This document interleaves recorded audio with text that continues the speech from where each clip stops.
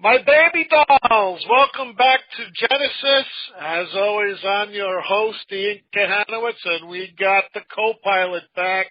He's back from surgery. The man with the plan, the master of disaster. We got your Marc Weiss back. How are you, Marc? I'm pretty good. That intro for me was about as long as the surgery was. Yeah, with me. And, I'm Marc, glad to be back, guys. I'm glad to have you back, man. Going solo, I don't mind it, but you're bringing kind of enthusiasm to this show that I kind of need, the listeners need. And in fact, we got a returning guest. I interviewed him by myself last year, Tom Dunkel. His book Colorblind, which I read last year and which was, I think, published in 2013, recounts pretty much the first desegregated baseball team, and it took place up in the Dakotas, had a lot of famous people on it that a lot of us know. We're going to get into the book in about a minute. Let me give you an introduction, folks, to rehash who Tom Dunkel is. By the way, you are listening to the Comfortably Zoned Radio Network with the Zigzag Man himself, Ralph Tycho. And, Tom was on the show last year. He lives in Washington, D.C., so, he's seeing the power plays down there going on in Capitol Hill over there. He's a D.C.-based freelance writer whose work has appeared in the New York Times Magazine, Washington Post Magazine, Sports Illustrated, the Smithsonian, and the National Geographic Traveler. He was a great guest last year, one of the highest rated shows I had. Welcome back to the show, Mr. Tom Dunkel. How are you, sir? I'm doing well, Ian. How are you? Thank you for the repeat invitation. My pleasure.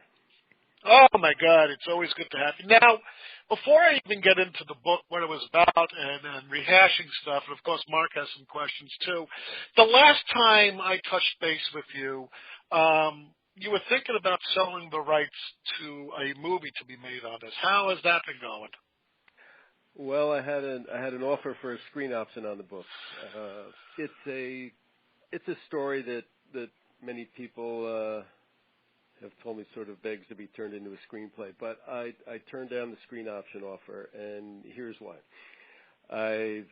The producer who was interested in the project has a good track record as a small producer. He did his most recent film with Jeremy Irons was called The Man Who Knew Everything. It's about a mathematician prodigy in India. But he has a good track record. But he had some contact with a young guy who early on had a non-professional writer who had written a screenplay about this team, and it was kind of filled with errors, and this young amateur writer had made some contact over the years with some of the sons and daughters and nieces and nephews of players on the team who I came to know in the course of researching and writing the book. And I was not comfortable with some of the liberties that I had a sense might be taken with the facts of the story, that they were going to try to juice up, particularly some of the white players on the team. I think I got the sense were going to be portrayed as racist, and that was a very harmonious ball club, and I was not comfortable with the direction I thought they might take with the script. And I feel an obligation to my sources and those people that I didn't want to be a part of it. So kudos to you, Tom. Kudos to you. Because you just have to. I hate creative liberty. It's one thing to jazz it up a bit because Hollywood knows what a viewer might want to see.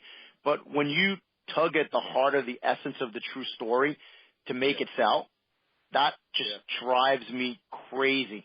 And it takes away from the credibility of everything. And plus, you're a journalist. You're a writer. The next group of people you want to work with, they're going to say, this is what's going to happen to the story we're telling.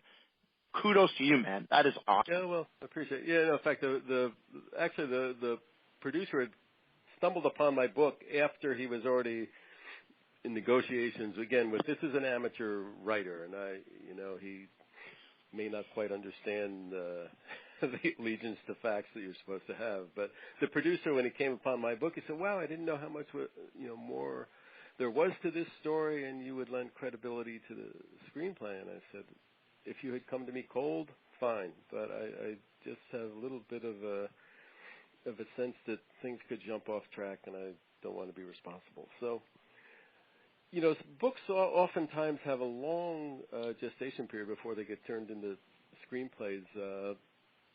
It comes to mind that the film that was out a couple of years ago with George Clooney, Monument Men. That book was out 10 or 12 years before it actually hit the screen. So there's hope always springs eternal that another producer will come along, but it has to be the right producer for me to get involved. So we'll see. And, let me ask you this, Tom. I saw Monument Men. That's during World War II when they had to go get that the treasures. Yeah, treasures away from Russia before the Soviets came in. But let me just lay out for the folks and for Marc here, who's done his research. This is so unique, this situation, and occasionally you're in my historical Negro League side. I put this up because it's such a unique story. Of all places, Bismarck, North Dakota, the North, 1930s, poverty, depression, racist, segregated America, northern town in the middle of nowhere, and yet you have famous Negro League players and baseball players in the minors, some might have played in the majors, all converging upon Bismarck, North Dakota to play for this team. Why don't you give us a little background about baseball in North Dakota at the time and its little history dating back to around the time of Custer? Yeah, there was as you said, a confluence of factors coming into play here. One, this was a whole sort of subculture that was somewhat news to me as I started exploring this story, and that was that concept of town baseball that existed back then, which slowly evolved into a form of semi-pro baseball. But, we sometimes forget how tightly woven baseball was into the fabric of the culture back then. And it became very much a badge of honor with any town that you had to have a town baseball team. It was almost as if you weren't quite legitimate until you had a town baseball team. You'd have a library, you'd have a fire department, and then you damn well better have a baseball team. And as things will happen in the States, being a competitive country that we are, anytime you have rivalries, sooner or later somebody's going to get the idea that, hey, let's slip a few bucks to a couple of good ball players and bring some ringers in. And there was also a lot of gambling done on these town baseball games. So as that became inevitably more competitive, and keeping in mind, out in the Great Plains states, there was, one could argue, not as much to do out there. So amateur sports became a big focal part of the life of a town. And Bismarck was incorporated as a town in 1889, and they actually had a baseball team out there in 1881. And talking about the history of the Great Plains, the first game that the town played was against the military team at Fort Lincoln. Now, Fort Lincoln was right outside of Bismarck, a couple of miles outside Bismarck, and that's the famous fort from where General Custer went off to the Battle of Little Bighorn. But they had a baseball team, and a couple of members of Custer's baseball team were injured and killed at the Battle of Little Bighorn. So, as baseball, this town baseball culture became more competitive. Neil Churchill was eventually became the manager and kind of general manager of this Bismarck baseball team. Churchill had a background as an amateur athlete. He grew up playing semi-pro baseball in Wisconsin. He grew up in a small little lumber town in Wisconsin, St. Croix Falls, and his little claim to fame at that time was, as an amateur player, he had caught Burley Grimes, who, if you know your baseball history, and Ian, you probably do, and Mark, you may remember as well, Burley Grimes went on to be the last legal pitcher to be allowed to throw a spitball in major leagues. And kind of a cantankerous, personality in his own right. So Churchill was a good baseball player, and eventually, drifted into the automobile business. He flopped around, had a couple of failed businesses, got into car sales, and actually got into Bismarck by happenstance. He had a couple of failed businesses, and he was married, hopped in his car, and just went off looking for just to get away and drive around and clear his head. Wound up in Bismarck, North Dakota, got food poisoning there, stayed around for a couple of days, and actually got a job, offered a job with a car dealership there.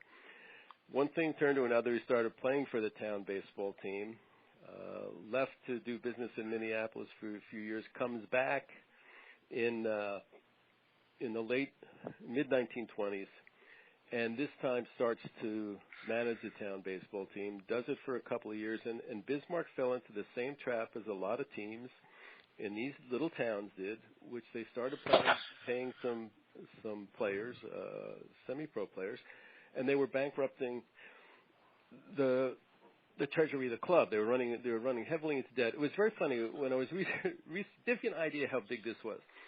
There was a little town in North Dakota called Rugby, North Dakota, and in the 19 teens, they were paying baseball players. $1,800 a month was what they were paying for their baseball team. Now, that doesn't sound like a lot of money to us. That's equivalent of, I think, about $50,000 or so in today's society.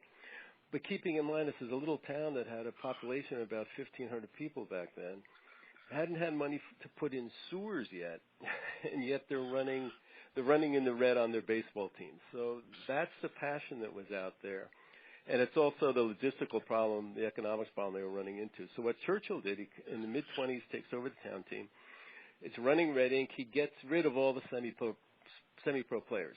And then he starts building up, just purely with local talent, a respectable baseball club. And he kind of runs himself ragged doing it. He manages it up until 1929, and then he just says, this is too much. I got my car dealership to run. I got to step back. Leaves it for a couple of years. The team completely flounders. And then there was a tragic incident that obviously triggered something in Churchill. He was still following the team, still going to games. And there was a game in 1932 in the town of Williston. Bismarck is playing the town of Williston. And Bismarck's left fielder, who was a driver of a bread truck, takes a fastball in the head during the game. And he has to leave the game, sitting on the bench. He's got headaches. He doesn't quite feel right. Stays there for the whole game. Churchill comes out of the stands. He was there as a fan. Drives this young man, his name Balzer Klein, drives him to the hospital in Bismarck, when they go home. And it turns out the guy dies early that morning with a fractured skull. Oof. This triggered something in Churchill. And this, again, is 1932 when the town baseball team actually at that point was being run by the Lions Club, I think. And it was not doing well. So Churchill comes back in 1933, decides to manage the team again. This clicked something inside him where he decided, listen, I'm going to build a good baseball team this time. I'm going to get the best talent I can. I'm going to pay for it, and I'm going to pay for it out of my own pocket if necessary. Churchill was a character in his own right, kind of a Damon Runyon-esque character, a super salesman. Did not smoke, did not drink, but he ate to excess. He was a big, corpulent guy, and he gambled chronically. He was a chronic poker player.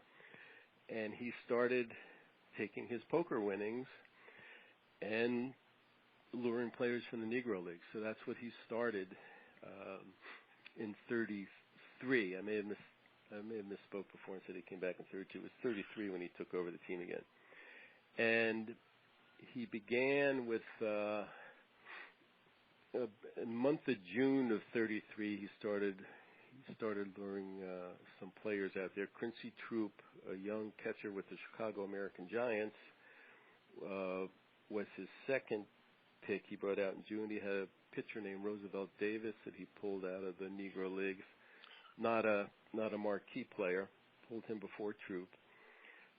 Then he pulled a guy named Granville Haley from the Negro Leagues in July, and then his big fish that he reeled in August of '33 was Satchel Paige. Now, is it true that Satchel Paige himself was, I think he was playing with Pittsburgh at the time, that he was kind of feeling underappreciated and underpaid, and he was just looking for a reason to get away from Pittsburgh and go somewhere else where he could make some more money and get a little bit more adventure because he kind of liked to move around anyway? Yeah, as you know, Paige was a notorious character in his own right, and certainly had the sense of his market value, both his talent as a pitcher and his personality. And Gus Greenlee was the owner of the Pittsburgh Crawfords, and he and Paige had a notorious on-again, off-again relationship. In '33, there's some different numbers that have floated around. Satchel said he was getting paid about $250 a month. There was some reports in the press that it could have been around $500 a month. Regardless, Paige felt he was underpaid, and one thing that kind of got under his skin, in addition to pitching for the Crawfords, Greenlee would rent him out on barnstorming gigs and not pay Satchel, but I think he was getting $500 a game to rent Paige for a game to the traveling teams, and so that was something that did not sit well with Satchel. And the backstory to this was that when Churchill came out to Bismarck, managed a baseball team, he also, and he was not a basketball player, but he had served as kind of call him general manager of the town basketball team. What that did was put him in touch with Abe Saperstein, who was the Harlem Globetrotters guy. Harlem Globetrotters, the sports promoter out of Chicago. The Globetrotters started in '26, I believe, and barnstormed heavily across the Midwest and the Great Plains states. And Churchill booked them to come play against the Bismarck team a number of times, and he and Saperstein became friends. In fact, Saperstein at one point apparently had offered Churchill the opportunity to go into business with him, and Churchill turned him down. So in '33, when Churchill takes over this team again and decides to ratchet things up, makes a call to Saperstein and says, I'd like to get the best pitcher in the Negro Leagues to come out and play in North Dakota. And Saperstein says, well, the best pitcher in the Negro Leagues is Satchel Paige, but he's also the best pitcher in baseball, and I don't think you can get him to come out and pitch in North Dakota. Whereupon Churchill, the salesman that he is, says, well, give me a phone number for him. And sure enough, one would love to have a tape recording of that phone conversation when Churchill calls Satchel Paige and makes his sales pitch.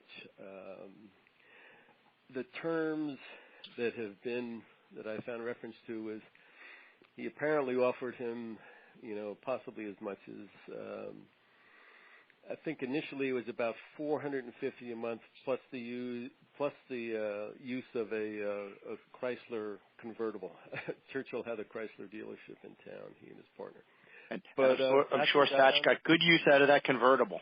Oh yeah, he did. In fact, funny you should say. Paige comes out in August of '35 and plays through the end of, rather August of '33 and plays through the end of that season.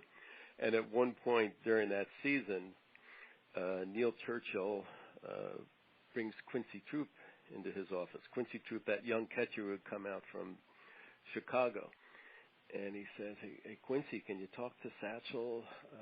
There's been some complaints about him riding around town in that convertible with some white women. So Satch was just don't do it during daylight.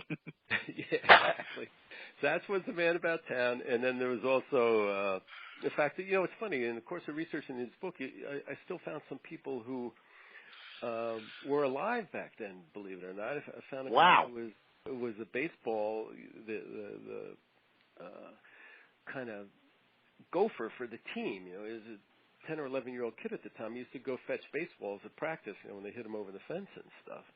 And then there was another guy in town who had, he knew the guy who used to drive a cab in town at that time. He used to deliver moonshine to Satchel. So Page was a well-known character about town, but he put that town on the map. And, as we talk further in terms of what that did, his presence, Page was a known commodity back then. In fact, when it was Churchill announced that he had signed him, it was a little news flash in the Bismarck Tribune newspaper. Yeah, did they have to buy him out of the Pittsburgh contract, or was he just able to just pick up everything and just jump on over to Bismarck and leave Pittsburgh? Yeah, Schatz just picked up and left. Although there was a report that Greenlee had tried to get the police to detain him, but no, there was no buyout with Greenlee. Schatz just left town. He got on a train for Bismarck, and I think it was the next day he pitched. I think he arrived on a Saturday. I think it was August 12th in '33. The next day he pitched against the town of Jamestown, which was the big rival, arch rival of Bismarck. And that's when, and again, word had gotten around that Page was coming out to town. Coincidentally, Jamestown had experimented with some black ball players as well. Eventually the Bismarck roster evolved into a roster that was half black and half white. Jamestown had a couple of black players, and they still had them in '33, although very interestingly, by '34, it was so controversial that they dumped all the black players, and it was really quite funny in the newspaper. If you know the language of the Jackie Robinson signing, when they call it the Great Experiment in baseball. Mm-hmm. Well, in '34, town of Jamestown dumps its black players, and in the newspaper they say they're going to try a great experiment and have an all-white team, which is what they had, of course, for 100 years before that. So Page comes out, and again, at that time Jamestown still had a couple of black players on his team, and they had a pitcher named Barney Brown. Page comes out, arrives on a Saturday. On Sunday, they play Jamestown. They had to run extra trains. The game was in Bismarck. They had to run extra trains between Jamestown and Bismarck. People would get out to the ballpark. There were reports of people getting there more than 3 hours before the game. And it sounds small to us, but they had more than 3,000. The stands were filled at capacity, so they had more than 3,000 people for the game. They have to realize Bismarck only had 11,000 people at that time. This was a big deal, and those two teams played a series of games through the end of the fall of '33. And there was not only big crowds, but there was big money on these games. That first game where Page came out, keeping in mind Neil Churchill is a compulsive gambler, he had a wager with some businessmen in Jamestown, and the pot got as high as $1,000. So again, we're keeping around today's money. That was about 18, 19 grand that Churchill had riding on that game, which is not small potatoes money for when you think about it, for a town baseball game. No, not at all. Yeah, and then Page came out and struck out 18 guys in that first game, and I think Bismarck won was 2-1 or 3-1. And so really the profit for Churchill wasn't the gate; it was the behind-the-scenes action going on the games. There was both. Yeah, the behind-the-scene action we don't entirely know about. We know I came across references where I know he was continuing to bet on games. It's funny, in newspapers back then, they would occasionally. This would be in the newspapers that they were betting. There was a reference in one of his basketball games he had that year that there was $500 riding on that game. As we get deeper into this story, just point forward, Page stays here through the end of '33 season, goes back to the Crawfords in '34, then comes back to Bismarck for the entire 1935 season. And at the end of that '35 season, they go to play at this big tournament down in Wichita, which was the first time they had a tournament for the best semi-pro teams in the country. It was reported in the papers down there that Churchill was betting heavily on that tournament. So he, would bet on these games. How much, there was always that, with the team itself, the hope was to just try to, I think, break even on the gate. But it was tough. One thing I learned in the course of researching this book, which was news to me, I don't know if you and Ian would have known this, but when we associate the worst of the Great Depression, you think of the Dust Bowl out in Oklahoma and how it was devastated.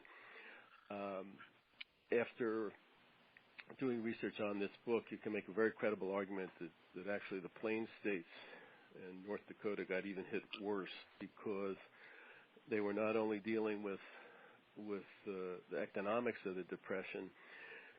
North Dakota got hit with a 10-year drought that lasted from 29 to 39. And then on top of that, they were hit with, believe it or not, a plague of grasshoppers, which the net result was the economy was devastated out there. I mean, during the period of this team, the mid-30s, unemployment in the state was fluctuating between 30 and 50%. In some counties, it was as high as 70%. There was counties where 95% of the farms had failed. It was really, really tough times out there. In fact, part of the history, the backdrop of this book, which is interesting when you start to explore, you explore sports, but it takes you into wider ripples of the culture. And Franklin Roosevelt sent an old reporter from, her name was Lorena Hickok. She was working for the federal government at that time, for the Federal Emergency Relief Administration. And her job, she had been with the New York Mirror or one of the New York papers, one of these crusty old newspaper broads as they would call them. That's the old term. Yeah. Well, let's put air quotes around that for our listeners. Yeah, exactly. That's the lexicon of the day. But her job was to travel around the country and report about how the Depression was affecting real people. And she was out there in North Dakota in 33, and then came back later in, I believe, also in 35. And she was good friends with Eleanor Roosevelt and was sending correspondence back and forth. And I read some of those letters, and they almost bring tears to your eyes. In fact, she had said that the devastation out there was so depressing. She said, if I lived in North Dakota, I think I'd kill myself. And she had stories of, oh my gosh, women giving birth at home where they didn't have any sheets left, and they were giving birth on their top coats on top of their beds. And people were the floors of their homes it was not wood; it was just old license plates, hammered together. It was just devastating time out there. And so Churchill was carrying a payroll, certainly equivalent of Negro League teams, certainly equivalent of some minor league teams, and trying to cover costs at the same time. It was always a struggle for them. And in fact, eventually it got to be too much for the team, and it would gradually, after Churchill left, the team reverted back into a town team because he was underwriting it out of his own pocket. But while in those years of 33, 34, 35, he was bringing a level of baseball out there, and the Bismarck team, it turned into kind of a touring team out in the Great Plains states and up into Canada. A level of baseball that people hadn't seen before, but also that concept of an integrated team. It sounds kind of impossible to believe for us, but there were people in these North Dakota towns that had literally never seen a black person before. And you see a team roll into town, with half the team is black and half the team is white. It's almost a combination of it was almost, and then the personality of the page, it was almost like the circus coming to town when this team came to play. Let me ask you this, Tom. You've done, and this is part of your journalist history, I can guarantee it, over 200 interviews you've done for this book. And also you use mainly the Bismarck Gazette as a primary source to research events and stuff. How long did it take researching and putting together this information to create this wonderful story? Yeah, well, anytime you do a book like this, it's kind of like assembling a mosaic. It's little bits and pieces of facts that you come across. And it was about, I guess the research and the writing took about 3 years. And it was, and not to correct you, but the proper name, it was the Bismarck Tribune, was the main paper in town.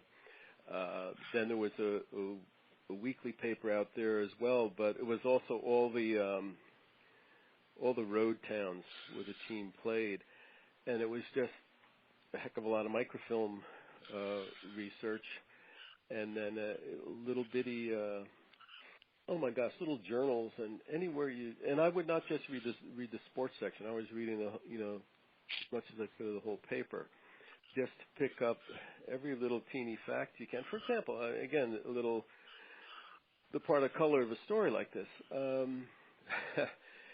And again, these are the tenor of the times back in the 1930s. Bismarck team, again, like a lot of teams, always sort of scrapping for dollars to pay their players. And at one point, and this was before Churchill, when Churchill was managing the team, when it was still in its semi-pro state, there was still a little sort of cash. But they would have, and again, it sounds offensive, they would have minstrel shows. Oh gosh! To raise money with people in blackface, and Churchill was actually participated in a couple of these.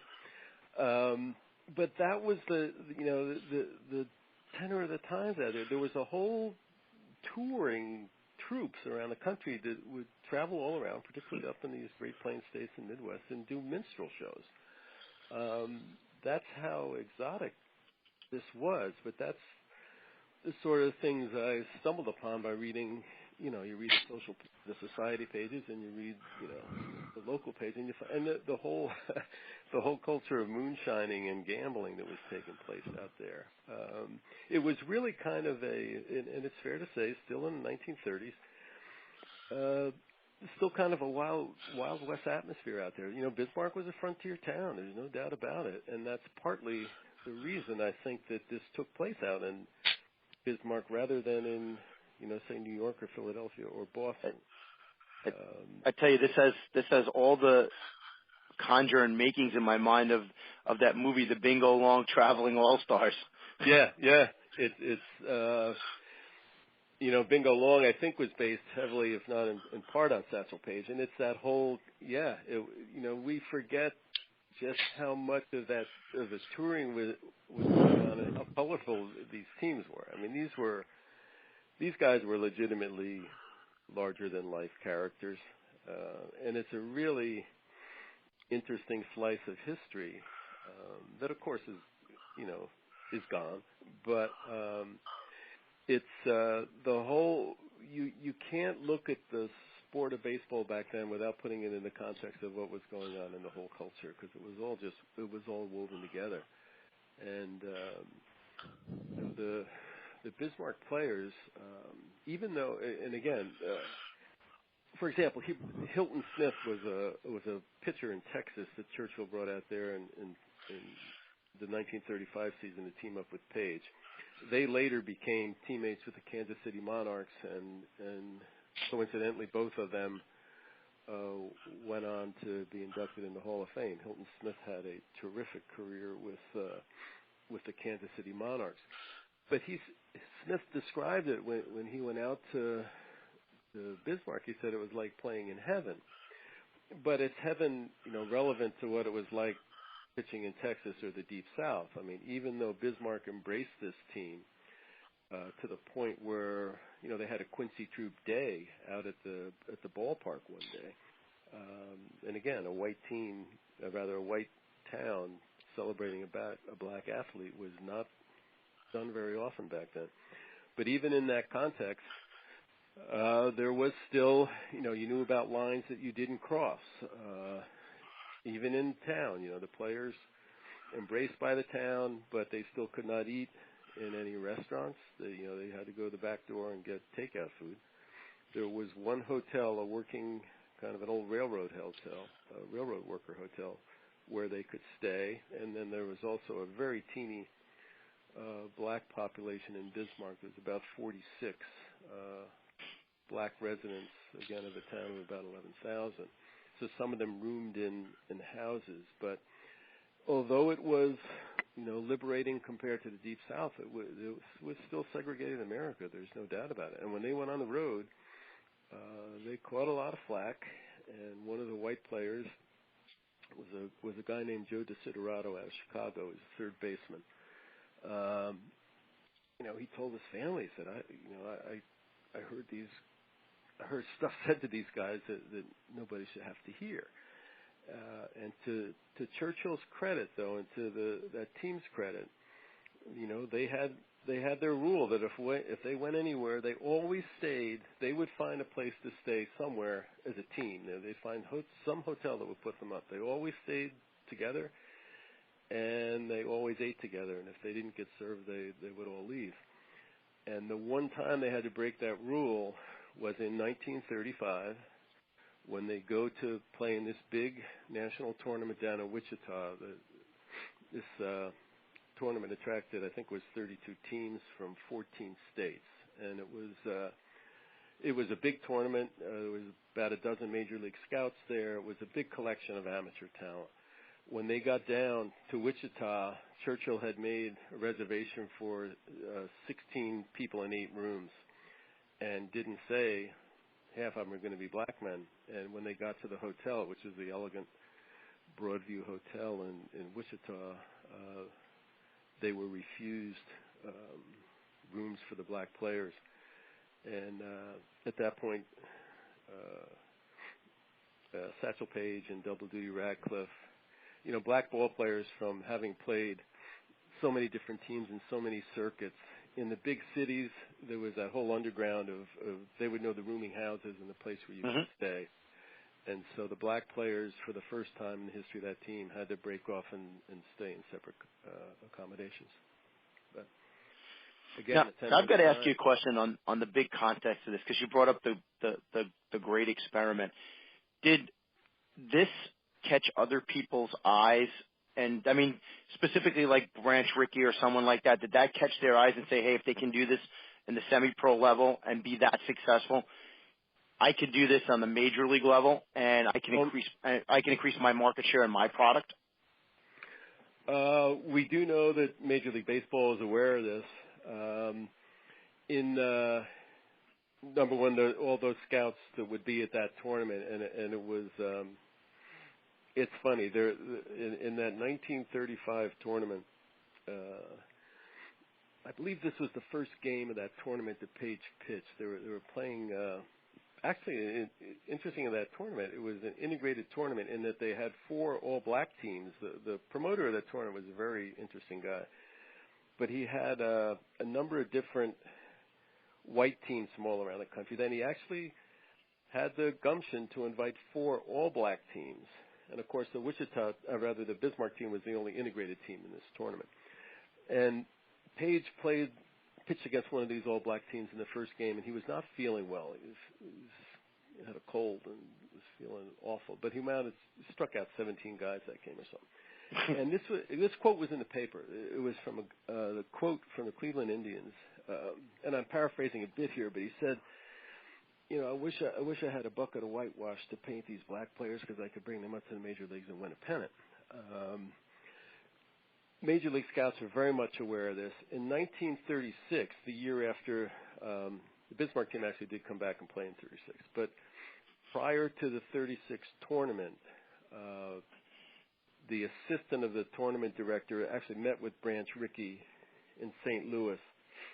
We don't know exactly what they were talking about. Certainly Rickey knew about this tournament, knew about the players. One thing that was happening is that there was some concern about there was so much, again, gambling money at these tournaments and so much interest. They were worried about the semi-pro teams cherry-picking players from the minor leagues and offering them money to come play for these semi-pro teams. So they were worried about pirating of talent. But clearly, I mean, they were aware that Page, the crowds that he was drawing for these games. And then in that 36 tournament, I know Ford Frick, who was then president of National League, I believe, attended the 36th tournament. But then there was also guys like, Ty Cobb, Hannes Wagner was involved with the tournament, kind of as a celebrity official. So Major League Baseball certainly knew what was going on there. There's no question about it. In fact, talk about the numbers. The last game of the 1935 tournament, Bismarck advances to the finals, and they play a team out of Oklahoma, a corporate team that was owned by Halliburton. The Halliburton? Well, the Halliburton Oil Company. The D. Dick Cheney Halliburton? Yeah, it was. I'm flashing back to what Halliburton's first name was, and it's escaping me at the time. But point being, that game in the finals attracted, again, it was an overflow crowd, but it was over 10,000 people. At the time, again, we're speaking 1935, that was the largest crowd that had ever attended a sporting event in Oklahoma. That's the kind of interest this was generating. And then this tournament was the summer of 35. That the prior fall, Dizzy Dean and I think he was barnstorming with Page then. They had barnstormed in Wichita that fall, and again had set a large attendance record. I know it was close to 10,000. But you had those teams, Page barnstormed with Dizzy Dean in the off season, and then after Dizzy Dean, he was barnstorming with Feller, and they were pulling in big crowds. Again, in other cities, they were getting 20,000 or more people, and that was those first steps inching towards integration, because Dizzy Dean would play with a white team, and then Satchel Paige would have his all-star team, and that was the baby steps that they were taking towards integration. But another connection here, I mentioned Hilton Smith, who pitched for the Bismarck team. Again, he goes on later to pitch for the Kansas City Monarchs, and the story goes, which I believe is credible, is that he was one of the people who notified the Dodgers while Hilton was doing some barnstorming in the offseason. He played out in California. And he, word is that he told the Dodgers, there's a young infielder out in Los Angeles you ought to keep your eye on, and that was Jackie Robinson. And Robinson, the Kansas City Monarchs signed him, and then the Dodgers, picked him up. I think he played a year with the Monarchs, but. Hilton Smith was one of the early guys to turn baseball on to Robinson. So wherever Page was going, there was going to be attention, and Satchel always thought that he would probably be the person to break the color line, and it's well known that he was a little bit heartbroken when it was Robinson, because his feeling was, hey, I was a guy, knocking on the door with the barnstorming teams, showing you that this was possible. But then when we officially integrated, I wasn't the guy they chose to do it. I think there were probably a lot of dynamics involved in that, and one of them was probably the fact that he was a little older then. Yeah, and also flamboyant. I mean, Satchel is a terrific personality, a terrific guy to watch. I wouldn't want to be the guy to have to manage Satchel. In fact, you guys might enjoy this. I just happened to pull my file the other night, and Page went on to pitch, forever. In 1958, now he is now 52 years old. He came up to the Indians the year after Robinson in 48. Then he played, I think, through 52. It was. With St. Louis. In the major leagues. Then he went back and pitched, in the minors, and he was pitching traveling baseball. I was up at the Hall of Fame in the course of researching this book. I went up to the Hall of Fame. I interviewed Bob Feller when he was still alive then up at the Hall of Fame, and then went into the Hall of Fame library. And I found a scouting report. This is from 1958. Now, Satchel is now 52 years old. and he's pitching for the Miami Marlins, which is a AAA affiliate of the Philadelphia Phillies. And what they used to do is managers, as a courtesy, managers on other teams would essentially scout the players on the other team when they play them, as a courtesy of their club. So they were playing the Havana Sugar Kings, which is one of the AAA teams, and the scouting report is still on file up in Satchel's folder up in the Hall of Fame library. And again, he's now 52 years old. So Nap Reyes was a guy who was then managing the Havana Sugar Kings, fills out this scouting report on Satchel Paige, and it's hilarious to look at. He says his assets, and he writes the best controlled pitcher in this league.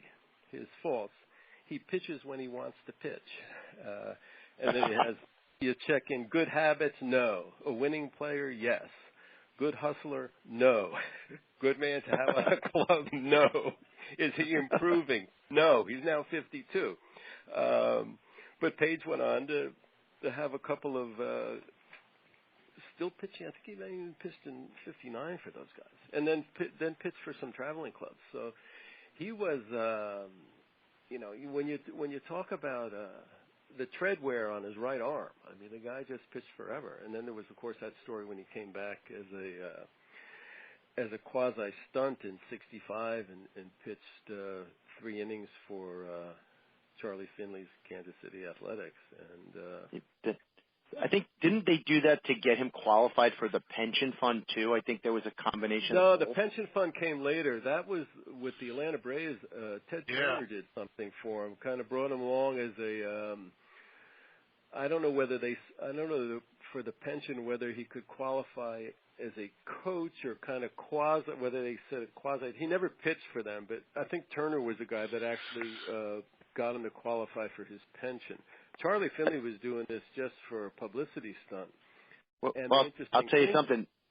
For a publicity stunt, they only drew 9,000 people for that game. You'd have thought that an historic figure like Satchel Paige, could have, especially in a city like Kansas City where, he did a lot of great work, he would have sold out the house. And, of course, it was a marquee battle of 2 last-place teams. So, that probably had something to do with it, too. Yeah, but Satchel didn't pitch. He didn't take it as a joke. He pitched 3 innings against the Red Sox. He pitched 3 great innings. Yeah, Yastrzemski was the only guy that got a hit off him. That's true. Yeah. So. Let me ask you a final question, Tom, because I had such a great time. Tom just went. It's almost time. we should have you back on the show to do it. We should have you back on the show for part 2. I'll tell you what. I'll give you an email after. I love hearing this stuff. Let me ask you one final question. Why did this story stay dormant for 7 decades? Yeah, I can only think of you can postulate just a couple of reasons. Number one. This was that era of semi-pro baseball, the town baseball culture. That died out with, World War II, partially killed it off, and then certainly the advent of television and such after that. So that level of baseball disappeared, and with it, there was no archives for this stuff. There's no town baseball association that was keeping track of any of this.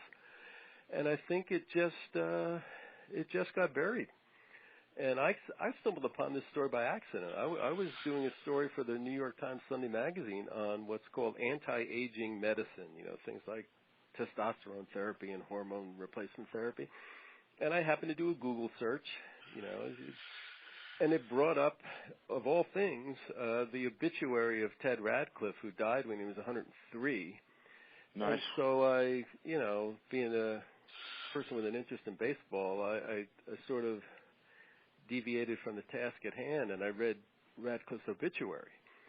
And in his obituary, it had a little sentence that said, he played for an integrated baseball team in North Dakota in the 1930s.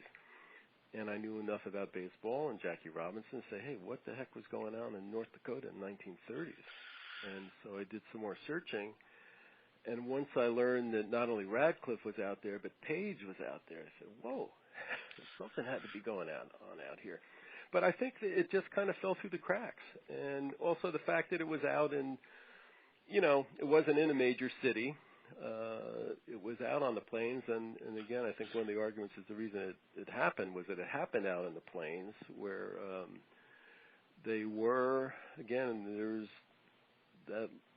was that lingering prejudice out there, but it was not, there's an argument that these frontier towns, these pioneer cultures are a little more accepting of something different, something a little bit off the radar. And I think also Churchill's personality and foresight was a factor, but I think the main thing was just the decline of town baseball that was precipitated, heavily by, the advent of television, and they just couldn't support these town teams anymore, and it just sort of fell by the wayside. But, it's like digging up a dinosaur bone when I came upon this story, and your eyes kind of light up as a reporter. And I'm just glad, I got there while there was still, the players were all gone, but sons and daughters, nieces and nephews are still alive. If somebody tried to do this, first came upon this story 10 years in the future, those the sources would be gone. So. Let me ask you this, Mark, you have any final thoughts, questions on the subject? Yeah, I actually do. I was going to say, what was the most surprising or shocking thing you learned while you were doing the research, and what did you know going in that actually when you did your research you found out it turned out that it was a little different or not true?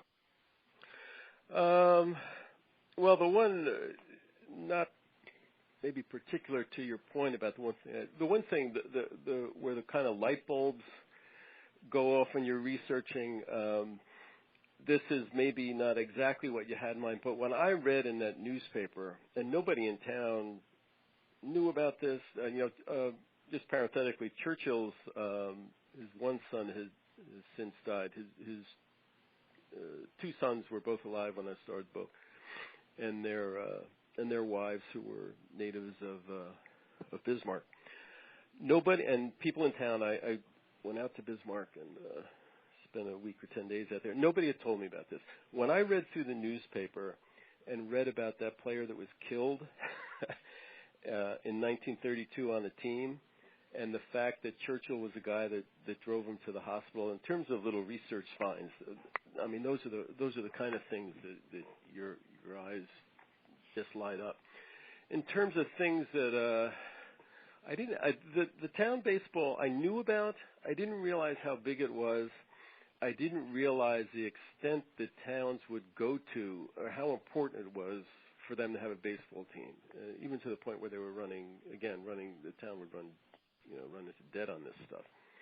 And in terms of, I didn't have too many preconceived notions going in, Mark. This was somewhat new to me. I think the interesting things that you find, for example, the character Satchel Paige, everybody knew about Paige. But what I found fascinating about Paige, here's another example. I was talking to a family, the daughter of one of the white players on the team.